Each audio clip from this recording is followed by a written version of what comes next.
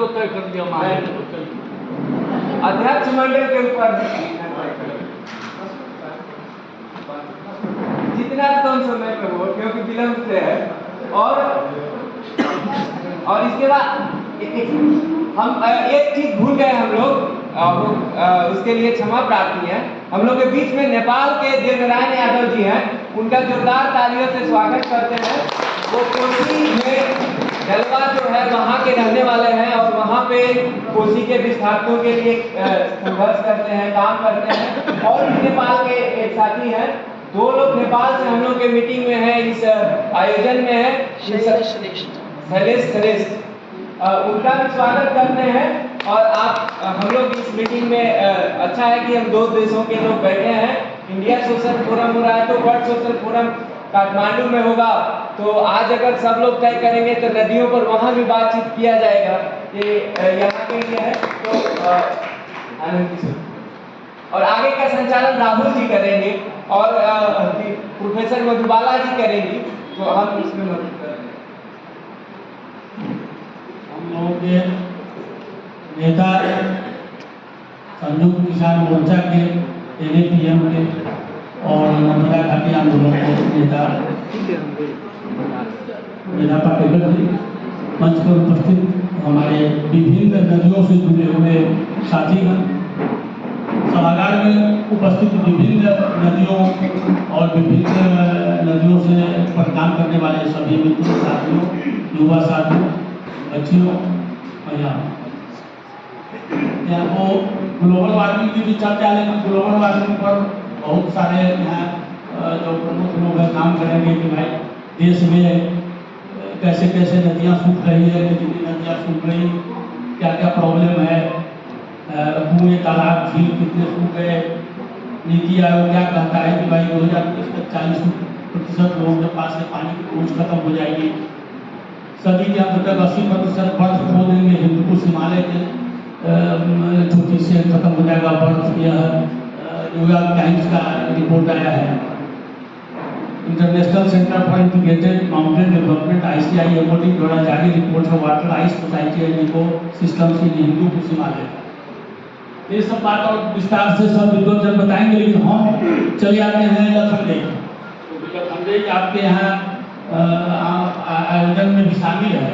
लखनदेई नदी उत्तर बिहार के सीतामढ़ी जिले में, लखनदेई नदी नेपाल से आती थी और विगत 50 वर्ष से वह नदी मृत हो गई थी। सिचुएशन से नेपाल से लेकर के इंडिया तक वह नदी बंद हो गई और काफी दिन से लोग सरकार से या विभिन्न स्रोतों से आग्रह करता रहा कि भाई इस नदी को आप लोग पुनर्जीवित करें।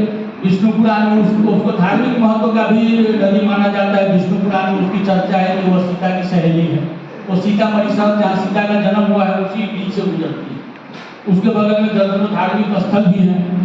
तो उस नदी को हम लोगों ने 8 वर्ष प्रयास किया।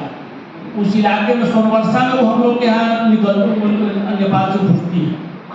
तो बहुत बड़े बड़े इंजीनियर लोग, दिनेश मिश्रा जी का नाम आप लोग जानते हैं, उन्होंने कहा कि भाई आप नेपाल से उसको बंद कर दिए। नेपाल के चक्कर में आप पढ़िएगा नदी, आपका अपने जन्म में नहीं नदी चालू है, आप इंडिया से इंडिया में उसको जोड़ेंगे। तो नदी धारा डाइवर्ट करके चली गई नेपाल से दूसरी साइड में और तब फिर इंडिया में घुसी। तो हम लोगों ने कहा कि नहीं, इंडिया में उसको जो जहाँ घुसी है उससे पुरानी धारा में जोड़ के नदी को पुनर्जीवित कर दें। और इसमें सोनवर्षा इलाके में दर्जनों गाँव के लोगों के साथ दर्जनों गाँवों में मीटिंग करके लोगों से राय किया।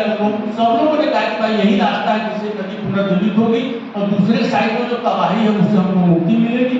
और उसमें हम लोग लगे उसको किसी तरह से उसको साफ करके उस नदी को पुनर्जीवित कराया है। हमको लगता है कि अभी भारत में या नॉर्थ इंडिया में तो यह अनूठा काम है जो अभी हाल फिलहाल कहीं नहीं हुआ है। और उसमें हमारे मुझे भी करीब आधा दर्जन साथी मुझे भी हम लोग कंटिन्यू लगे रहे। उस वर्षा के इलाके में हम लोग 12,000 किलोमीटर की यात्रा किया, मैंने 150 बार गए वहाँ। पटना अलग, ग्रेडिएट अलग और इलाके में चलता है 150 और वह नदी पुनर्जीवित हो गई है। आज उस नदी में 2022 से पानी का प्रवाह शुरू हो गया है। उसके चलते जो वाटर लेवल डाउन था वहाँ का वाटर लेवल भी थोड़ा उसको भी लाभ मिल रहा है, सिंचाई का भी काम हो रहा है। जो हिंदुओं का पर्व छठ कभी नहीं होता था, वो 2 साल से छठ हो रहा है। तो एक नदी को हम लोगों ने पुनर्जीवित किया। हम लोगों को लगता है कि भाई हम लोगों के जीवन की यह बहुत बड़ी उपलब्धि है कि लगे लगे हम लोगों ने किया। दूसरी नदी है हम लोगों के बीच में उसी से जुड़ी हुई बागमती,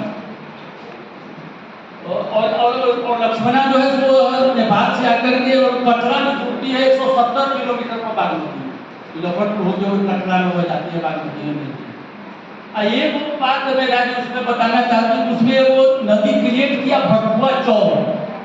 भरथुआ चौर की एक कहानी है और आमवृक्ष बेनीपुरी का इलाका है, और आमवृक्ष बेनीपुरी के साथ महात्मा गांधी उस चौर में नाव से घूमे, और महात्मा गांधी उस जगह की मिट्टी को हाथ से उठा करके कहा यह मिट्टी नहीं है सोना है। महात्मा गांधी ने कहा कि मिट्टी नहीं है सोना है। ये भी उसके इतिहास से जुड़ा।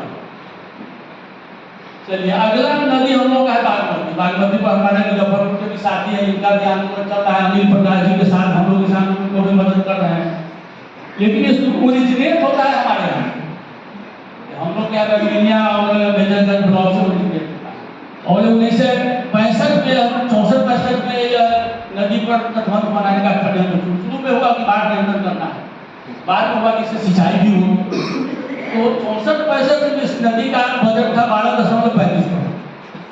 85 में हम लोग पता किए तो था करीब 200 करोड़। हमको लगता है आज हजार करोड़ हो गया होगा, 15,000 हो गया होगा, कितना करोड़ हो गया होगा अभी पता नहीं है।